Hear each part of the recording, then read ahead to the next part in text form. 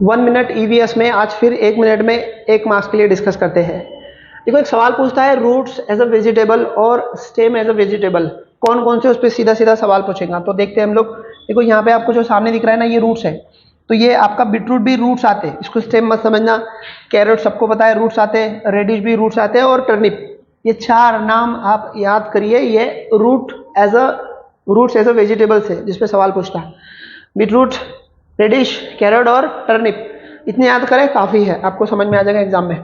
उसके बाद में stem as a food, stem as a vegetable, vegetable है ना, स्टेम एज अ वेजिटेबल। तो ये जो जिंजर है ये रूट्स नहीं रहते, ये स्टेम रहता है, इसके अंदर रूट्स लगी होती है, क्योंकि हमारे खेतों में आता है तो मुझे पता है। ठीक है।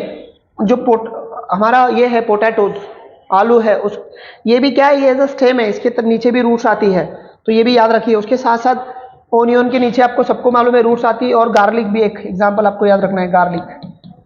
तो गार्लिक पे भी वो ओनियन की तरह ही होता है, यहाँ पे रूट्स आते हैं उसको। तो ये क्या है, स्टेम है। जो प्याज खाते हैं वो स्टेम है, जो गार्लिक खाते हैं वो भी स्टेम है।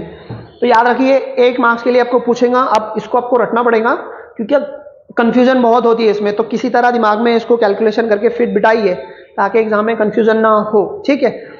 फिर 1 मिनट में एक नेक्स्ट वीडियो में फिर मिलेंगे, तब तक के लिए इजाजत दो, बाय बाय।